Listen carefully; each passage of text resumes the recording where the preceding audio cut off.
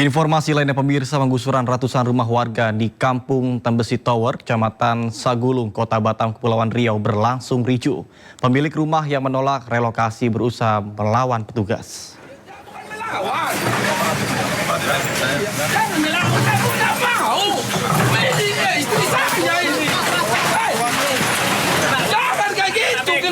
Penolakan yang berujung keributan antara warga dengan petugas mewarnai penggusuran di Kampung Tembesi Tower, Kota Batam. Warga yang menolak direlokasi berusaha melawan petugas.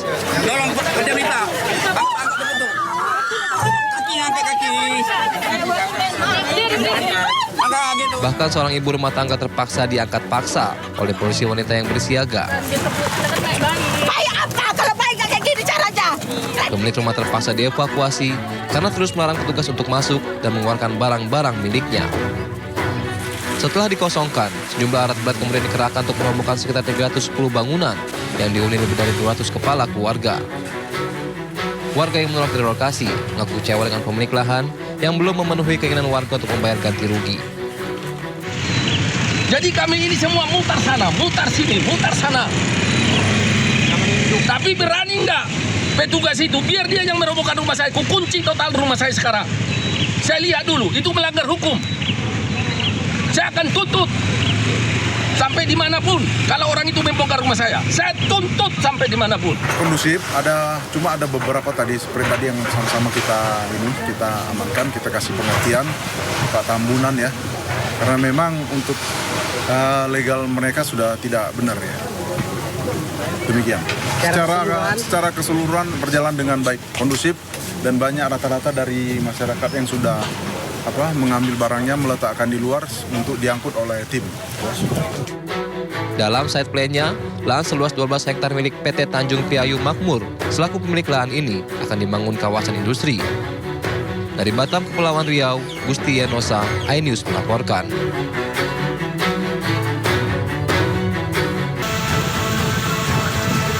Pom bensin cuplek belum ada aparat. Dari video amatir warga tampak kobaran api dan asap mengepul dari SPBU Cuplik, Sukoharjo, Jawa Tengah. Satu unit kendaraan warga jenis minibus terbakar hebat ketika melakukan pengisian BBM jenis Pertalite. Kobaran api merembet kedua bagian mesin pengisian BBM hingga turut ludes terbakar. Petugas Damkar Sukoharjo yang tiba di lokasi langsung memadamkan api agar tidak merembet ke bagian lain. Kebakaran diduga terjadi akibat percikan api yang muncul saat mobil mengisi bensin. Dapat laporan dari kantor, lalu kami tim meluncur ke tempat ini. Sampai di sini api sudah besar dan lalu kita melakukan pengecekan dulu apakah ada listrik yang masih hidup atau tidak. Setelah dinyatakan sudah tidak ada listrik, kita melakukan pemadaman sekitar setengah jam, tapi sudah bisa dikuasai. Tidak ada korban akibat peristiwa ini, namun kerugian ditaksir mencapai ratusan juta rupiah. Tim Liputan iNews melaporkan. Pemirsa, Siang kita awali dengan informasi 4 orang meninggal dunia dan 8 orang luka-luka akibat kecelakaan beruntun di Batu, Jawa Timur. Bus yang membawa siswa SMK tersebut mengalami remblong dan menabrak kendaraan yang ada di depan di 3 titik.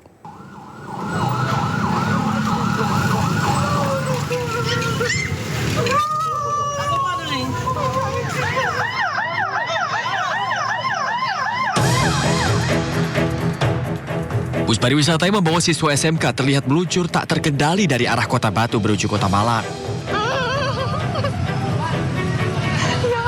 Bus yang melaju dengan kecepatan tinggi ini pun menabrak 7 mobil dan 5 motor yang ada di depannya. Akibatnya belasan korban tergeletak di sepanjang jalan. 8 orang luka-luka dan 4 orang meninggal dunia. Sementara 43 penumpang bus selamat meskipun mengalami syok dan trauma.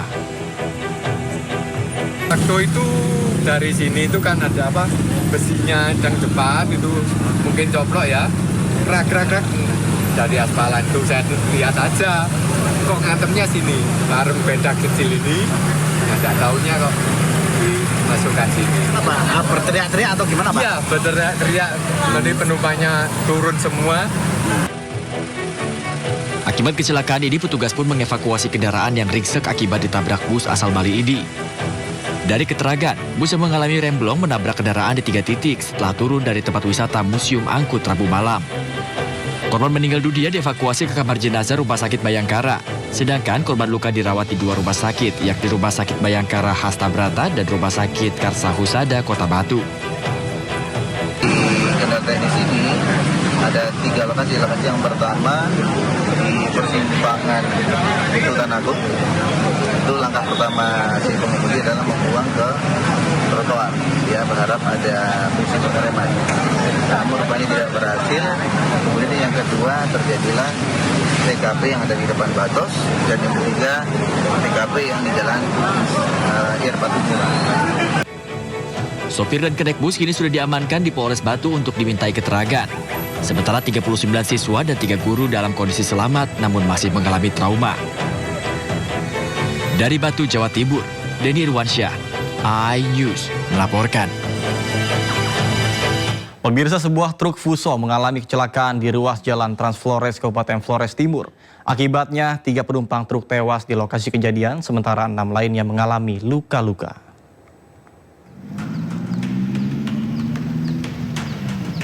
Sebuah truk Fuso yang mengangkut material bangunan dan 9 penumpang menabrak tebing di ruas jalan Trans Flores, Desa Lewolangga, Kecamatan Tetehana, Kabupaten Flores Timur, Rabu pagi. Kecelakaan berawal saat truk di jalan menurun dari arah Maumere menuju Larantuka. Kecelakaan membuat 4 penumpang yang berada di atas bak truk terpental. Akibatnya, 3 di antaranya tewas karena mengalami luka parah di lokasi kejadian. Sementara 6 korban lainnya termasuk sopir truk luka-luka dan langsung mendapatkan perawatan medis di Puskesmas Lewolaga. Diduga kecelakaan akibat rem kendaraan mengalami gagal fungsi yang membuat sopir hilang kendali. 2 orang terjepit dengan kendaraan, 1 orang terlempar, dan 1 orang terjatuh di belakang. Ya, jadi mengalami 3 orang meninggal dunia, 1 orang mengalami luka-luka. Polisi kini masih menyelidiki penyebab pasti kecelakaan, termasuk memeriksa kondisi kendaraan dan kemungkinan adanya kelalaian sopir. Dari Flores Timur, Jody Dura, iNews melaporkan.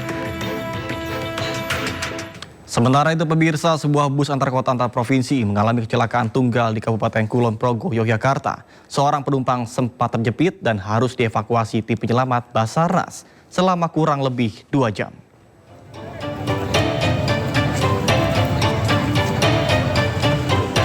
Petugas mengevakuasi seorang penumpang bis antar kota antar provinsi milik PO Murni Jaya, rute Bantul, Jakarta, yang terguling di Jalan Grosot, Galur, Kelurahan Tayuban, Kulon Progo, Yogyakarta, Rabu siang. Bagus Rastito, 18 tahun, warga Imogiri, Bantul, sempat terjepit di kabin bis sisi depan. Dan korban tergencet bodi bus sehingga harus dievakuasi menggunakan peralatan khusus milik Basarnas Yogyakarta. Kasat Lantas Polres Kulon Progo AKP Priyotri Handoyo mengatakan kecelakaan terjadi akibat sopir kurang konsentrasi dalam mengemudi. 6 penumpang bis termasuk sopir dan kernet terluka dan langsung dilarikan ke rumah sakit daerah Wates. Karena kehilangan kendali saat di TKP, oleng ke kiri, saat itu ada kendaraan yang parkir namun tidak ada penumpangnya. Terus nabrak pohon, terguling di sawah. Untuk korban atau penumpang ada 4, terus driver atau pengemudi 1, kernet juga 1. Kasus kecelakaan bis bernomor polisi B7379TGD yang dikemudikan Agus Trimanto, warga Cibarang, Banyumas ini dalam penanganan Satlantas Polres Kulon Progo. Dari Kabupaten Kulon Progo, Yogyakarta, Budi Utomo, iNews melaporkan. Sementara itu, pemirsa, keluarga korban penembakan oknum TNI AL di Res Area 45 Tol Tangerang Merak membantah adanya pengeroyokan kepada pelaku penembakan. Pihak keluarga mengetahui para pelaku membawa senjata api dan meminta pengamanan di Polsek Cinangka, meski pada akhirnya pun ditolak.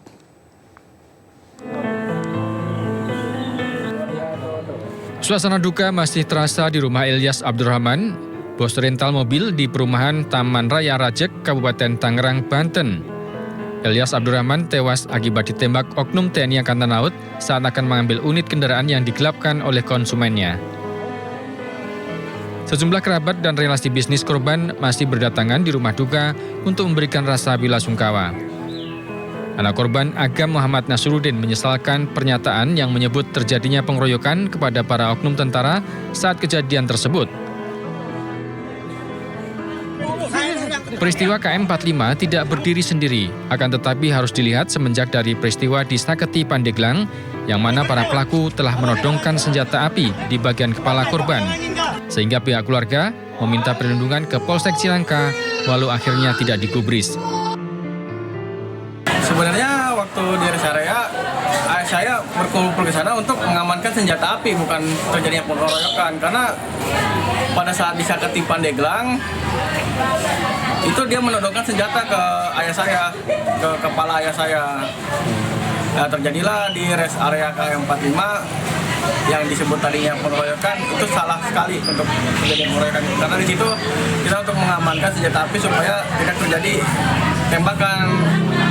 Dan ternyata di mobil Sigra yang memegang senjata api tersebut, entah dipindahkan atau mereka saling memegang senjata.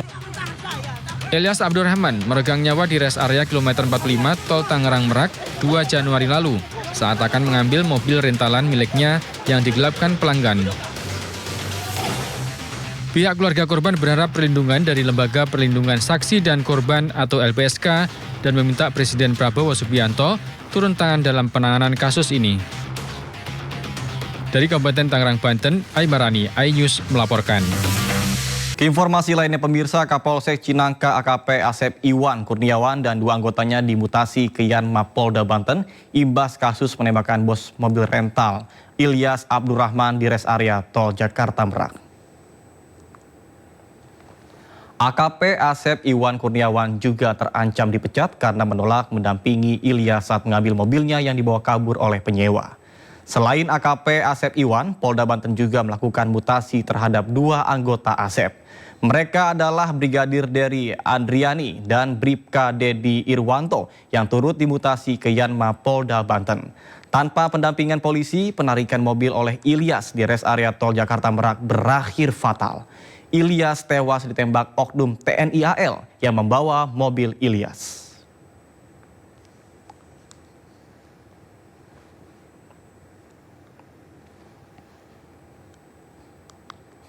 Beralih ke informasi lainnya pemirsa, pengawasan di pintu masuk Bandara Internasional Ngurah Rai Bali diperketat menyusul penemuan kasus Human Metapneumovirus atau HMPV di Indonesia. Thermal scanner atau alat deteksi suhu tubuh dipasang di terminal kedatangan internasional maupun domestik.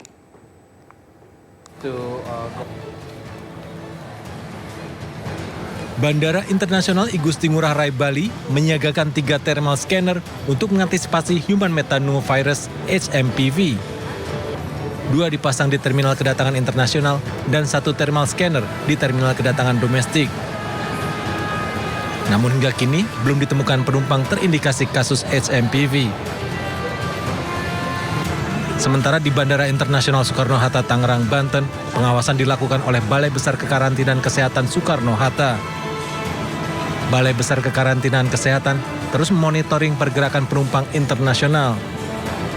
Alat pendeteksi suhu tubuh dipasang di Terminal 3 Kedatangan Internasional Bandara Soekarno-Hatta. Nah begitu sampai di Indonesia, begitu mereka ngisi, kami ada lihat dashboardnya, kami akan tahu bahwa alat angkut itu ada risikonya apa, ada berisiko atau tidak, nanti ada namanya merah, ada warnanya orange, kemudian kuning, satu lagi adalah hijau. Merah ada yang tanda gejala, kemudian orange itu adalah ada orang yang kontak, kuning itu adalah dari negara terpapar, kemudian hijau itu tidak termasuk yang 3 tadi. Kementerian Kesehatan juga berkoordinasi dengan Bandara Internasional Soekarno-Hatta dan Bandara Halim Perdana Kusuma Jakarta untuk memperketat pengawasan penumpang yang baru tiba. Sejauh ini belum ditemukan kasus atau indikasi HMPV di kedua bandara tersebut. Tim Liputan melaporkan.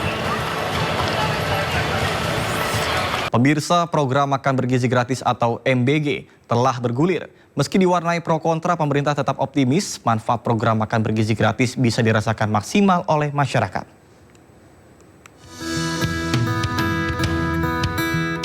Program makan bergizi gratis MBG ala pemerintah menuai polemik di masyarakat. Mulai dari anggaran besar hingga 71 triliun rupiah, ketersediaan dapur sehat, belum lagi apakah program ini sudah memenuhi standar kebutuhan gizi hingga penyebaran merata program makan bergizi gratis MBG ini. Nyatanya program yang telah berjalan beberapa hari ini memperlihatkan kecarut-marutan yang akhirnya membuat masyarakat ikut mengomentari program tersebut. Usai diselenggarakannya makan bergizi gratis, sejumlah netizen mulai membagikan momentum seru dari program ini. Meski begitu, terdapat pula netizen yang membagikan menu makan gratis yang didapat hanya dengan porsi yang kecil. Di sisi lain, ada cerita haru yang dialami oleh seorang siswa SD di Gorontalo yang menyimpan seporsi makanan untuk dibawa pulang demi bisa dinikmati bersama sang ibu. Sulaiman Datau, siswa kelas 3 Sekolah Dasar Negeri 1 Bone Raya, Kabupaten Bone Bolango, Gorontalo, menolak untuk memakan makanan bergizi gratis yang dibagikan. Ia hanya meminum susu yang sudah disediakan. Dalam pelaksanaan program makan bergizi gratis, pemerintah menargetkan hingga Desember 2025 setidaknya 25 juta penerima manfaat makan bergizi gratis dengan komposisi kecukupan gizi yang memenuhi karbohidrat, protein, lemak, vitamin, serat, mineral, dan kandungan gizi lainnya. Selain siswa dan siswi sekolah, program makan bergizi gratis ini ditunjukkan kepada balita dan ibu hamil. Pekan pertama penyelenggaraan program makan bergizi gratis masih direspon dengan beragam komentar. Meski begitu, pemerintah tetap optimis program makan bergizi gratis bisa dirasakan secara maksimal oleh masyarakat. Pemirsa, Hakim Konstitusi Anwar Usman terjatuh dan harus diopname di rumah sakit. Hal itu membuat sidang panel sengketa Pilkada Kabupaten Banjarbaru tertunda. Anwar Usman hingga kini masih diobservasi di rumah sakit pasca terjatuh saat sedang berjalan. Buntut absennya Anwar Usman, sidang sengketa Pilkada di panel 3 yang semula dijadwalkan berjalan Rabu pagi harus dijadwalkan ulang. Anwar Usman masuk dalam komposisi hakim pada panel 3 bersama dengan Arif Hidayat dan Eni Nurbaningsih. Semula Anwar Usman akan menjalani sidang sengketa Pilkada Banjarbaru jam 8 Rabu pagi. Namun karena dirinya tiba-tiba terjatuh dan diopname di rumah sakit, sidang panel 3 menjadi tertunda.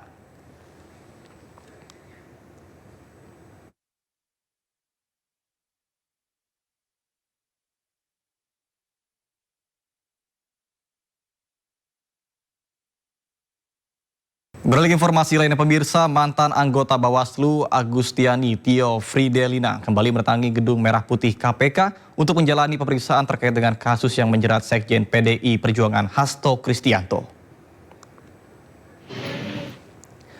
Pemeriksaan ini merupakan lanjutan dari proses pemeriksaan Agustiani Tio pada Senin kemarin yang belum rampung sebelumnya.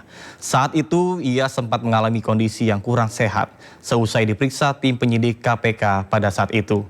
Dalam kasus Harun Masiku, Agustiani Tio disebut sebagai orang kepercayaan Wahyu Setiawan yang merupakan komisioner KPU periode 2017-2024. Agustiani telah dihukum 4 tahun penjara dan denda 150 juta rupiah pada tahun 2020 dan kini dirinya telah bebas.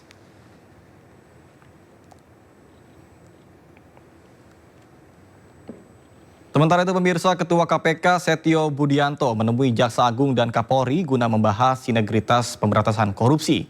Dalam pertemuannya, Jaksa Agung ST Burhanuddin menegaskan tidak ada rivalitas antara Kejaksaan Agung dan KPK.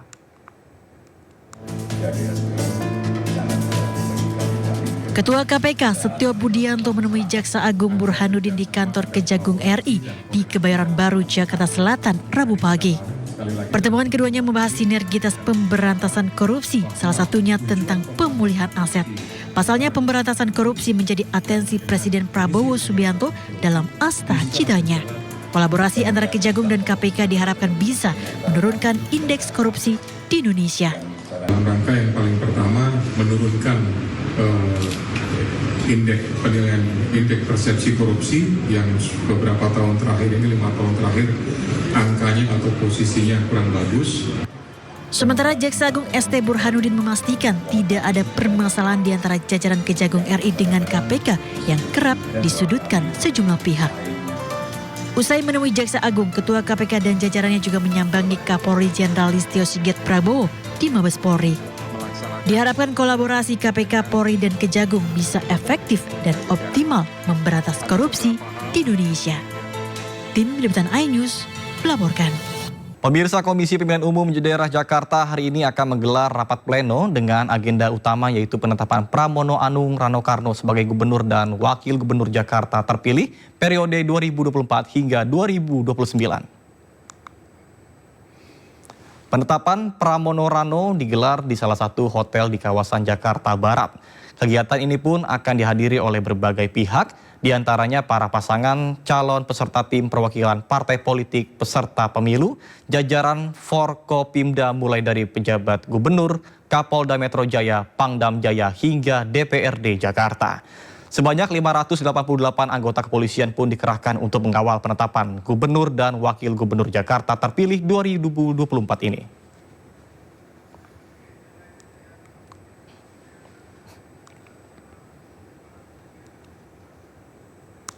Pemirsa, hari ini KPUD Jakarta akan menetapkan Pramono Rano sebagai Gubernur dan Wakil Gubernur Jakarta terpilih periode 2024 hingga 2029. Dan seperti apa persiapan dari kedua tokoh yang akan memimpin Jakarta ke depannya? Dan sudah ada rekan kami Irfan Hardiansyah melaporkan langsung dari kediaman Pramono Anung di Kemang, Jakarta Selatan. Dan rekan kami Esra Ambarita yang berada di kediaman Wakil Gubernur Jakarta Rano Karno di Lebak Bulus, Jakarta. Kita menuju ke Irfan terlebih dahulu. Baik, selamat siang Irfan. Seperti apa persiapan di sana? Silakan.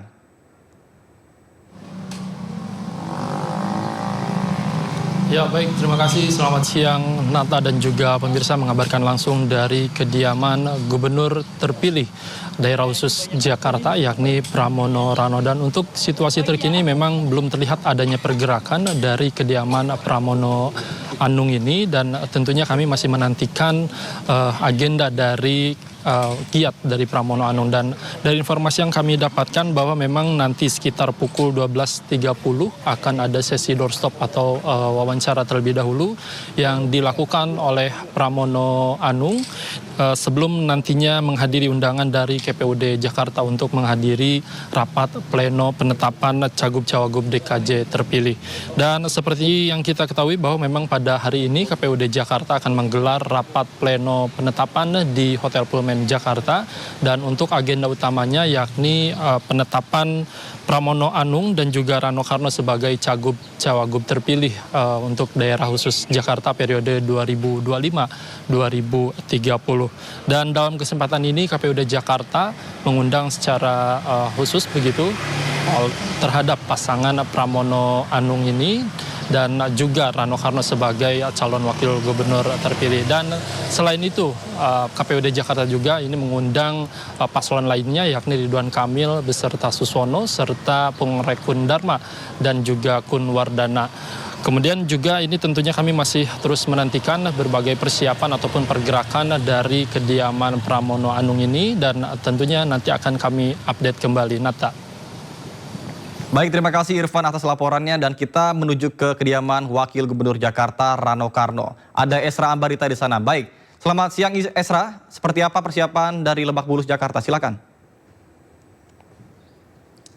Ya, Nata dan juga pemirsa, kalau di tempat saya mengabarkan di Lebak Bulus Jakarta, di tempat kediaman dari Wakil Gubernur Jakarta terpilih yakni Rano Karno maupun Bang Dul, tidak ada persiapan khusus maupun persiapan yang cukup signifikan. Tapi kalau kami tadi sempat bertanya kepada beberapa petugas maupun staf yang di sini, juga dikonfirmasi tidak ada juga persiapan khusus, dan situasinya pun terbilang kondusif mengingat juga Jakarta sedang diguyur hujan.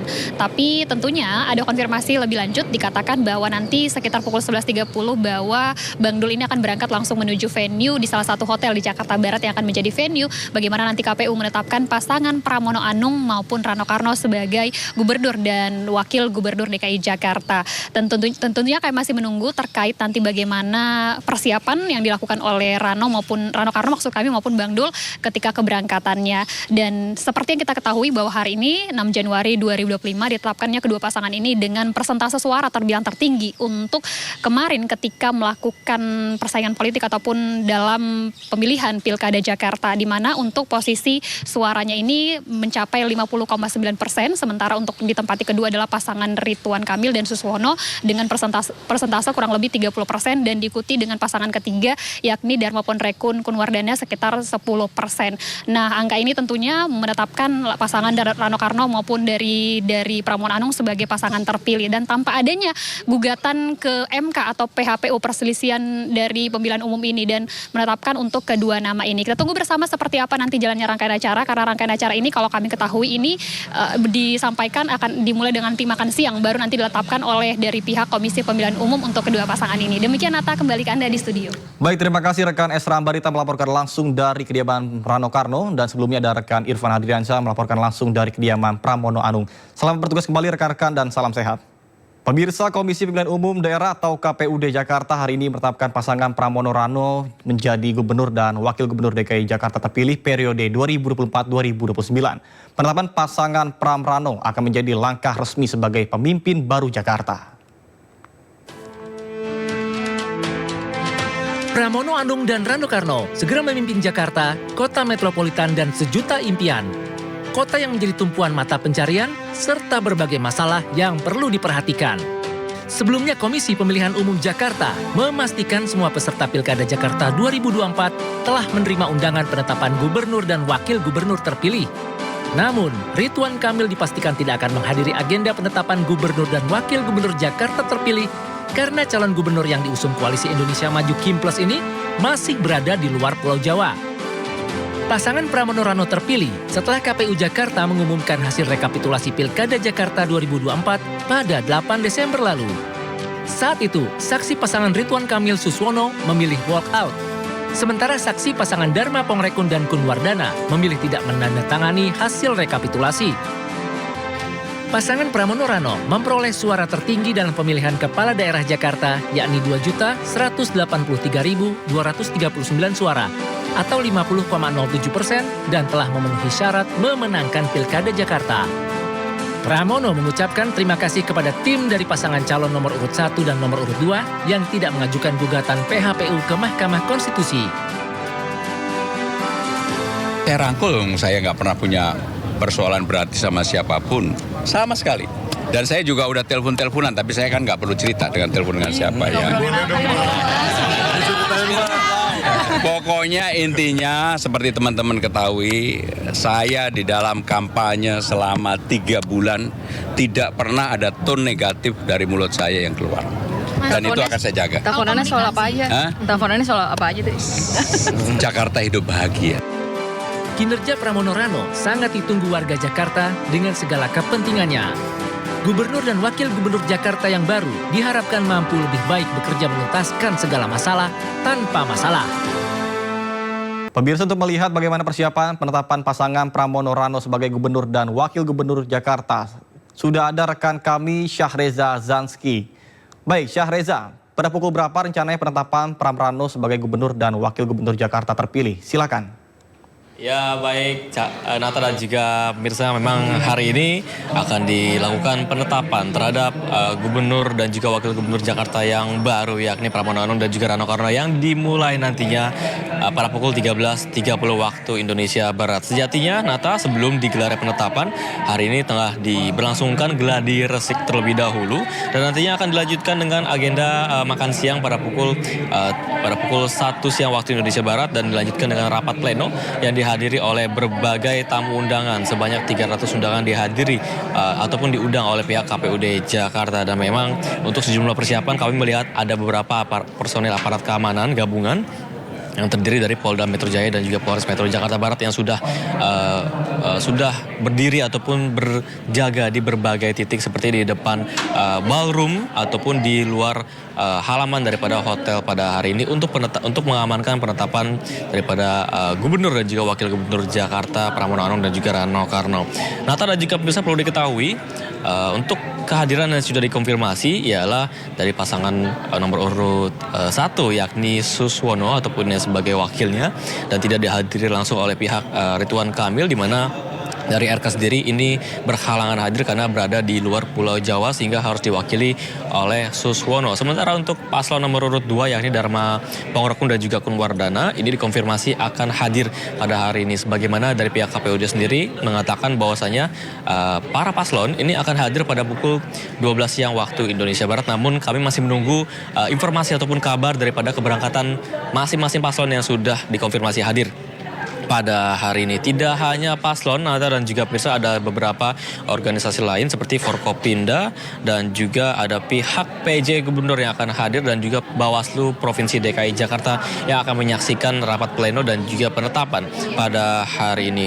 Dan untuk diketahui juga Nata dan juga pemirsa ada sekitar 588 aparat kepolisian gabungan hari ini di mana ada Polda Metro Jaya dan juga Polres Metro Jakarta Barat yang akan mengamankan berlangsungnya penetapan Gubernur dan juga Wakil Gubernur Jakarta periode 2025-2030 nantinya akan ditetapkan Pramono Anung dan juga Rano Karno pada hari ini oleh pihak KPUD Jakarta. Tadi kami sempat berbincang dengan Ketua KPUD Wahyudinata yang menegaskan bahwasanya untuk pelantikan ini akan dilakukan bukan hari ini ataupun diprediksi esok hari ataupun beberapa hari mendatang. Ini tergantung dari wewenang daripada pemerintah pusat dan pihak KPUD sendiri juga besok akan memberi usulan ke Sekretariat DPRD DKI Jakarta untuk nantinya akan diserahkan usulan tersebut oleh pihak sekretariat ke pemerintah pusat sehingga nanti akan menghasilkan suatu pelantikan ataupun keputusan untuk melantik daripada Pramono Anung dan juga Rano Karno. Namun dipastikan bahwasanya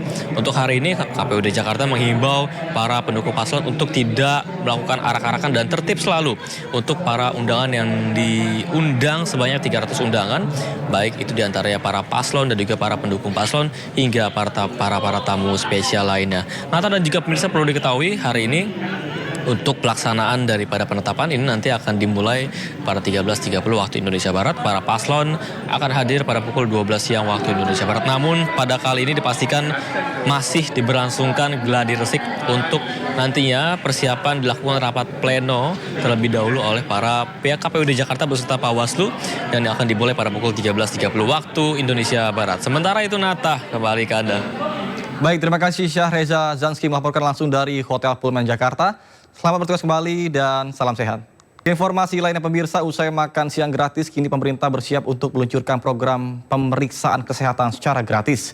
Program ini bisa dinikmati seluruh warga Indonesia mulai Februari 2025 sebagai hadiah ulang tahun.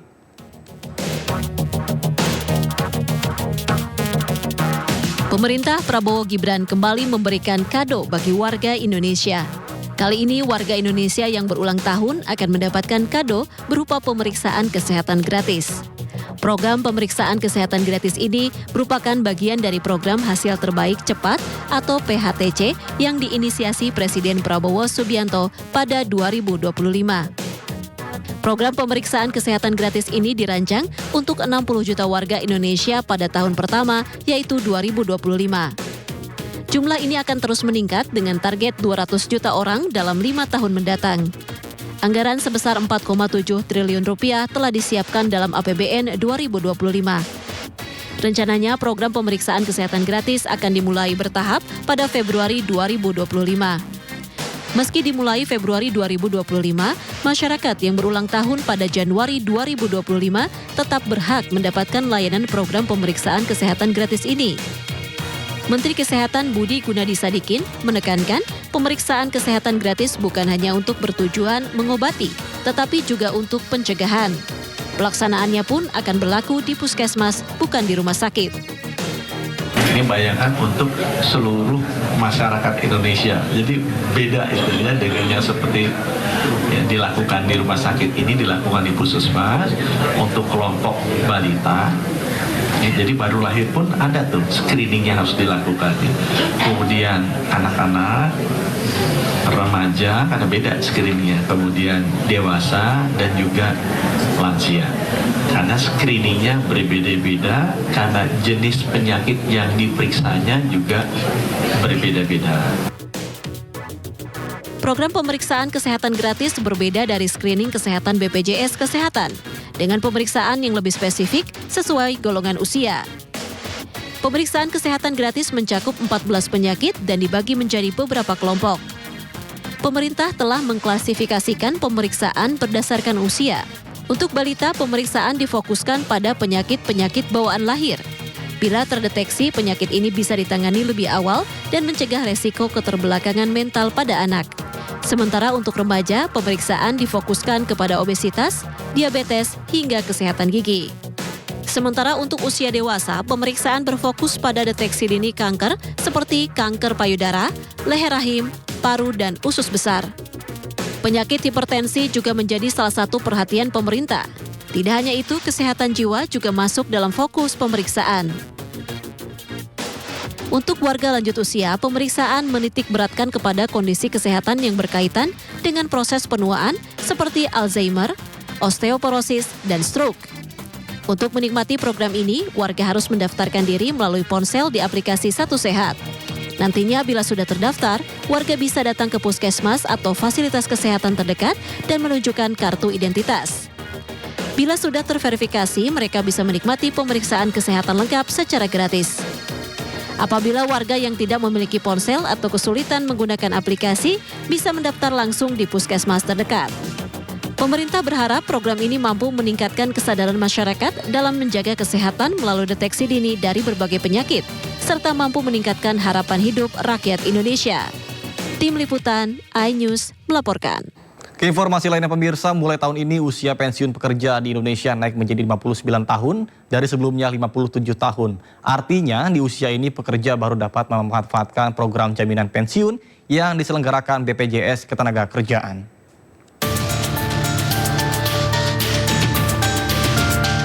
Mulai tahun ini usia pensiun pekerja di Indonesia menjadi 59 tahun dari sebelumnya 57 tahun.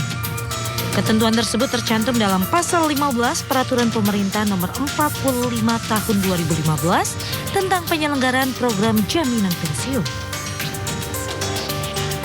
Awalnya disebutkan usia pensiun ditetapkan 56 tahun, selanjutnya mulai 1 Januari 2019, usia pensiun menjadi 57 tahun. Dan usia pensiun selanjutnya bertambah 1 tahun untuk setiap 3 tahun berikutnya sampai mencapai usia pensiun 65 tahun. Artinya pada 2025 ini usia pensiun pekerja di Indonesia menjadi 59 tahun untuk dapat memanfaatkan program jaminan pensiun yang diselenggarakan BPJS Ketenagakerjaan. Lebih lanjut dalam hal peserta telah memasuki usia pensiun tetapi yang bersangkutan tetap dipekerjakan, peserta dapat memilih untuk menerima manfaat pensiun tepat pada saat mencapai usia pensiun atau pada saat berhenti bekerja dengan ketentuan paling lama 3 tahun setelah usia pensiun. Diatur pula bahwa setiap tahun manfaat program jaminan pensiun juga mengalami kenaikan tanpa diikuti dengan kenaikan iuran. Menteri Ketenagakerjaan Yasirli menjelaskan kenaikan usia pensiun sudah sesuai dengan peraturan pemerintah dan dimonitoring oleh Kementerian Ketenagakerjaan. Ia menambahkan bahwa kebijakan ini juga tidak berdampak pada peningkatan pengangguran di Indonesia. Sementara itu, Asosiasi Serikat Pekerja Seluruh Indonesia menilai kebijakan ini memiliki 2 sisi yang perlu diperhatikan. Satu sisi senang karena artinya pekerja masih berpeluang menerima gaji bulanan lebih panjang. Namun di sisi lain, jika di tengah jalan terjadi PHK, maka pekerja harus menunggu lebih lama. Masa pensiun adalah masa di mana seseorang telah melewati masa produktifnya. Di berbagai belahan dunia, tiap negara tentunya memiliki usia pensiun yang berbeda-beda tergantung dengan kebijakan di negaranya masing-masing. Usia pensiun di Malaysia adalah 60 tahun berdasarkan Undang-Undang Usia Pensiun Minimum 2012. Meskipun ada diskusi publik tentang kemungkinan memperpanjangnya di masa mendatang karena harapan hidup yang lebih panjang dan biaya hidup yang meningkat. Selanjutnya Singapura.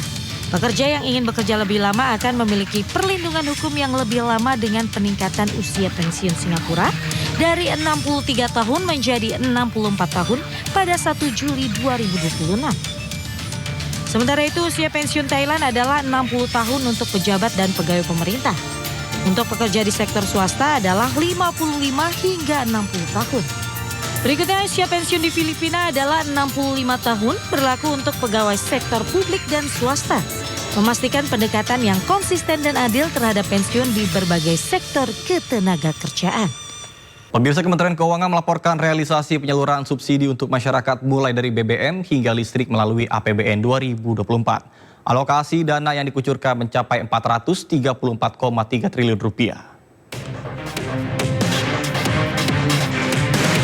Kementerian Keuangan melaporkan realisasi penyaluran subsidi untuk masyarakat mulai dari bahan bakar minyak hingga listrik melalui anggaran pendapatan dan belanja negara atau APBN 2024 mencapai 434,3 triliun rupiah.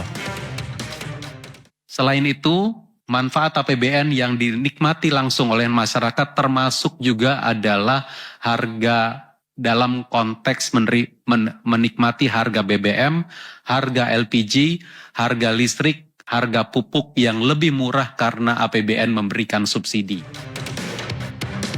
Kementerian Keuangan merinci solar yang seharusnya berharga Rp11.950 per liter dijual kepada masyarakat dengan harga Rp6.800 per liter. Artinya sebesar Rp5.150 per liter atau sekitar 43% dari harga asli ditanggung oleh APBN. Total realisasi anggaran untuk subsidi ini mencapai Rp89,7 triliun untuk lebih dari 4 juta kendaraan. Kemudian Pertalite dengan harga seharusnya Rp11.700 per liter dijual dengan harga Rp10.000 per liter atau disubsidi Rp1.700 per liter atau 15%. Total anggaran yang digelontorkan mencapai Rp56,1 triliun dan dinikmati oleh 157,4 juta kendaraan. Untuk LPG 3 kg masyarakat hanya membayar Rp12.750 per tabung dari harga asli sebesar Rp42.750 per tabung. Sebesar 70% atau Rp30.000 harga LPG 3 kg per tabung disubsidi oleh APBN. Dengan realisasi mencapai Rp80,2 triliun dan dinikmati oleh 40,3 juta pelanggan. Adapun di sektor listrik, total subsidi yang digelontorkan mencapai Rp156,4 triliun.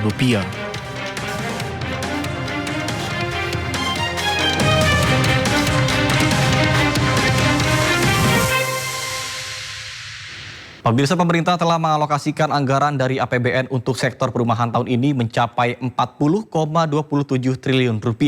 Alokasi anggaran tersebut meliputi anggaran pembiayaan perumahan yang mencapai Rp35 triliun. Pemerintahan Prabowo Subianto memastikan akan terus mewujudkan pembangunan 3 juta rumah untuk masyarakat berpenghasilan rendah. Dikutip dari media sosial pribadinya, Menteri Keuangan Sri Mulyani menyebut, pemerintah bahkan telah mengalokasikan anggaran dari APBN untuk sektor perumahan tahun ini mencapai Rp40,27 triliun. Anggaran sektor perumahan tersebut terdiri dari alokasi anggaran Kementerian Perumahan dan kawasan permukiman Rp5,27 triliun, serta pembiayaan perumahan yang mencapai Rp35 triliun. Pembiayaan perumahan meliputi fasilitas likuiditas pembiayaan perumahan atau FLPP sebesar Rp28,2 triliun untuk 220.000 unit. Subsidi bantuan uang muka Rp0,98 triliun untuk 240.000 unit. Subsidi selisih bunga Rp4,52 triliun untuk 743.940 unit dan tapera Rp1,8 triliun untuk 14.200 unit. Sebelumnya, Menteri Perumahan dan Kawasan Permukiman Marwara Sirait meminta tambahan anggaran untuk merealisasikan program 3 juta rumah. Menurut Ara, untuk mewujudkan target pembangunan 3 juta rumah bersubsidi pada 2025, anggaran yang dibutuhkan mencapai Rp48,4 triliun. Pasalnya jumlah anggaran yang tersedia hanya Rp5,1 triliun, sedangkan berdasarkan usulan Satuan Tugas Perumahan, kebutuhan dana pembangunan rumah setidaknya mencapai Rp53,6 triliun. Pemirsa, panggung hiburan tanah air kembali dilanda duka. Komedian senior Nurul Qomar meninggal dunia setelah berjuang melawan kanker usus besar. Isak tangis mengiringi pemakaman pelawak Qomar di tempat pemakaman umum Carang Pulang, Kecamatan Pagedangan, Tangerang. Hujan rintik sepanjang prosesi pemakaman membuat suasana haru semakin terasa. Selain keluarga dan kerabat, sejumlah pelawak dan rekan almarhum pun turut mengantarkan jenazah ke tempat peristirahatan terakhirnya. Di antaranya adalah Eko Patrio, politisi dan rekan sesama pelawak almarhum.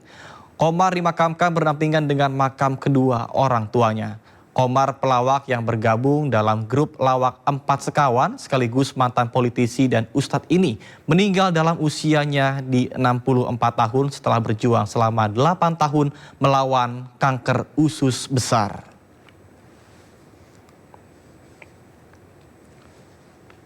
Informasi lainnya pemirsa, hujan dengan intensitas tinggi menyebabkan Jalan Ciledug Raya dan Jalan Pondok Karya Mampang, Jakarta Selatan terendam banjir. Akibat banjir, akses jalan warga Ciledug dan sekitarnya terganggu. Pasalnya sejumlah kendaraan harus memutar balik mencari jalur alternatif khawatir kendaraan yang mogok. Namun ada pula beberapa kendaraan yang nekat menerobos banjir. Selain itu, Jalan Pondok Karya Komplek Polri Mampang, Jakarta Selatan juga tergenang air. Dengan ketinggian air mencapai dari 20 hingga 30 cm. Banjir disebabkan oleh tingginya volume air dan aliran kali karena hujan deras yang mengguyur Jakarta sejak Rabu malam. Pemirsa, saatnya kita simak pantauan arus lalu lintas yang ini dan kami telah terhubung dengan Brigadir Cici Yulia Yarangga dari NTMC Polri yang kini berada di kawasan Simpang Pancoran, Jakarta Selatan. Baik, selamat siang Brigadir Cici, bagaimana pantauan arus lalu lintas dari tempat Anda melaporkan? Silakan. Ya, baik, terima kasih Nata dan selamat siang pemirsa menemani aktivitas Anda. Mari kita pantau bersama melalui layar kaca Anda bagaimana perkembangan arus lalu lintas pada siang hari ini tepat di kawasan Pancoran yang mana terlihat sendiri di belakang saya kendaraan yang melintas dari arah Pasar Minggu ataupun dari arah Kalibata yang nantinya akan lurus menuju ke arah Manggarai ataupun ke arah Tebet sendiri hingga saat ini masih dalam keadaan relatif lancar. Terjadi sedikit perlambatan kecepatan kendaraan di mana adanya antrian traffic light yang cukup memanjang sekitar 100 hingga 200 meter ke belakang. Namun selepasnya kendaraan-kendaraan ini masih melaju dengan kecepatan yang cukup normal. Dan untuk kendaraan yang datang dari arah Halim ataupun arah Cawang yang nantinya akan lurus menuju ke arah Semanggi ataupun yang akan berbelok ke kanan menuju ke arah Manggarai juga hingga saat ini masih menempuh kecepatan di kisaran 45 km per jamnya. Dan untuk kendaraan dari arah sebaliknya yaitu dari arah Manggarai yang nantinya akan menuju ke arah Pasar Minggu ataupun yang akan berbelok ke kiri menuju ke arah Cawang dan Halim juga terjadi perlambatan kecepatan kendaraan di mana terjadi sedikit antrian yang cukup memanjang juga sekitar 100 hingga 200 meter ke belakang. Namun selepasnya masih melaju dengan kecepatan yang cukup normal.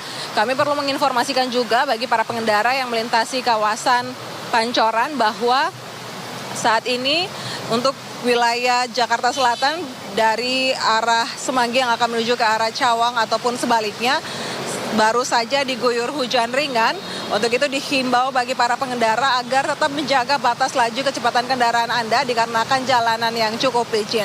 Dan untuk para pengendara yang melintasi kawasan ini juga dihimbau untuk tetap berhati-hati, antisipasi banyaknya kendaraan yang keluar masuk pada sekitaran kawasan ini dikarenakan kawasan Pancoran dikelilingi oleh pusat perkantoran tetapi juga oleh pusat perbelanjaan. Dan juga kami mengucapkan terima kasih bagi para pengendara yang sudah mematuhi rambu lalu lintas. Dan tidak lupa kami mengingatkan kembali kepada para pengendara sepeda motor untuk selalu menyiapkan mantel hujan yang tidak berjenis ponco demi menjaga dan membantu Anda saat dalam perjalanan nanti. Dan pemirsa, bagi Anda yang ingin terus mengupdate bagaimana perkembangan arus lalu lintas baik yang ada di Jakarta maupun juga yang ada di kota-kota besar lainnya, pemirsa dapat menghubungi call center kami di 15669 ataupun melalui SMS Center di 9119. Demikian Nata yang dapat saya laporkan dari sekitaran kawasan Pancoran, Jakarta Selatan dan silakan kembali ke Anda di studio. Baik, terima kasih Brigadir Cici Yulia Yarangga atas laporannya dari kawasan Pancoran. Selamat bertugas kembali dan salam presisi.